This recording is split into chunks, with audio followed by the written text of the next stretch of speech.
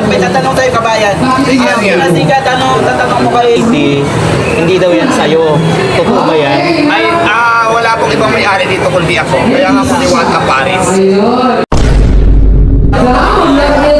Kaya umpisahan nyo na kasi wala yung posible matupad yung mga pangarap nyo kung ngayon palang gagawin nyo na. Umpisahan nyo na. Malakas pa. So yes, kasi ako ang ganun lang ginagawa ko eh. Kasi maraming business na ako nag-try, hindi naman ganun pabilis din para makaangat. So maraming struggle sa mga talaga. Pero kailangan malakas yung pag nadapa ka, pangon ulit at lalo nyo ang galingan. Ganun kasi ang ginagawa ko.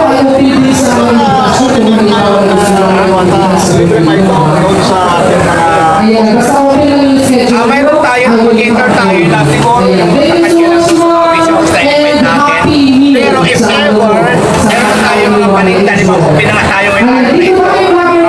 Basta po yung Diwata Paris Overload para sa mga nagpupuntom na mayroon na tayo dyan pinipinta. So mayroon naman din tayo para sa mga guests natin nag-cater tayo. Pero siyempre, mayroon din naman kapasidad kung ilan lang yung cater natin. Diba? 100 tao lang, 200 tao lang. So kung mayroon naman tayo mga paninda na dapat piliin. Kasi kung opening na tayo ngayon, start na po yung pagtitinda natin. Ito pa, ang Diwata nagsisimula sa mababang presyo hanggang sa nagkakaroon siya ng mga branches.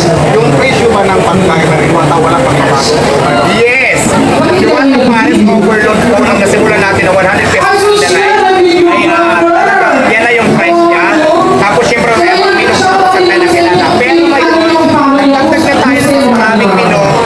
Mababa pa rin naman yung price, abot kaya pa rin naman ang bulsa. Ganun din naman, 120, 130, 80, sandaan. So mayroon tayo dyan. May 40, pagmasa lang din talaga. Pero yun nga, mayroon tayo mga menu kung saan tayo nakilala. Nagtagal pa natin at mas lalo pa natin in-improve. Mababa lang din yung price. Mas lalo pinalinis, pinaganda, Yung sa mga pinagdaanan natin Diwata, saan pa tayo alam mo yung kahirapan sa buhay na ang tagal ko nang pinagdaan yung kahirapan. Siyempre, di ba, hanggat may pagkakataon para makaangat ka sa istis ng kahirapan, yung ginagawa ko naman yun. Kailan pa discarte ginagawa ko para wala lang tayo masasagasal. Tuloy ang dapat ko ng mga pangarap. Basta nakakatulong sa Yes, talaga ko tutulungan kasi para sa Pasay, ang dami sa kaya mabasa lang sa tindahan. Dito sa Quezon City, nagdagdag na naman tayo. Talaga ko tutulungan. May katanungan pa kayo, sir. May katanungan pa kayo. Madami yung mga tanong pa sa ating mga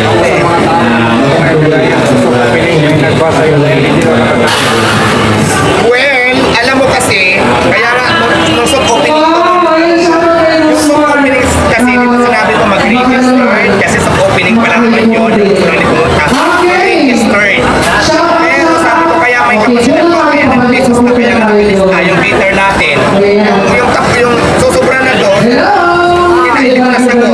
Pero dahil marami nag-sponsor, wala naman nagutom na soft opening natin, lahat naman kakain, may inuwi mga silang mga bigas. So may marami sumating ang passion na yan, huwag hindi na kasi dito, nakisama naman tayo, lahat. Ginawa namin na siyempre kasama, lahat naman ang tao, kasi mahal natin sa bakit na mga ganyan pa. Ano yung tipo na po? Di ba?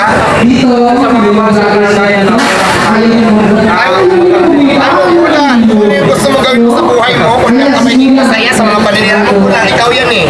Di ba? Kung yung gusto mo gawin sa buhay mo, dyan ka may masaya, wala.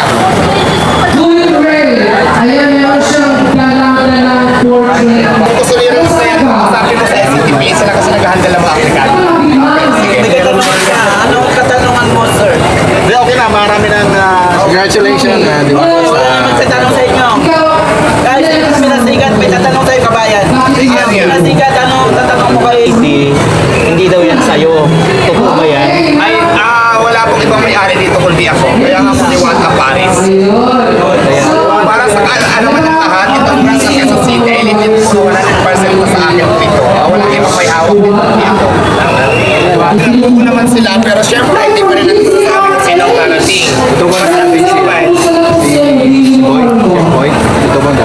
Sabi darating, pero wala pa naman. Basta marami tayong in-invite na mga personalidad. So habang wala pa sila, hindi naman natin hawak decision na nila talaga. Basta invite natin sila. So, nasa kanila na yan. Mamaya malalaman nyo Kasi ang call time natin is 10.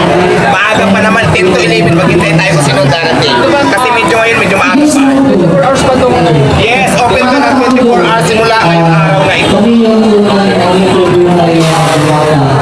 Sir, tanong lang, kahapon, napakarami po ninyo na mga, sa Pasig City, marami po nag-attend, talagang daming tao. Bakit po ba yung pinag-attend Sa Pasay City, hindi talaga ako pumunta kasi nag-prepare ako hanggang kaninang madaling araw. Kasi parang pagdating ngayong umaga, so okay na, nakanda na natin. Yun ang reason bakit hindi ako pumunta ng Pasay kasi inayos ko sa ganito na, pumunta ako ng Paris, naninig natin yung mga tao natin kung ano gagawin nila. Nagsaing ako, tinuwa ko ng saing. So, yun ang dahilan bakit tayo nagpunta ng Pasay kahapon. Pero maganda, pupunta sila lahat ng mga taga-Pasig kahapon. Dito daw. Yun. Ayan, yan. Magkita-kita tayo dito ngayon. So, open naman sa lahat kasi kailan opening natin. Open sa lahat ito na gustong pumunta. Ayan. May invitation man o wala, open tayo ngayong araw na ito.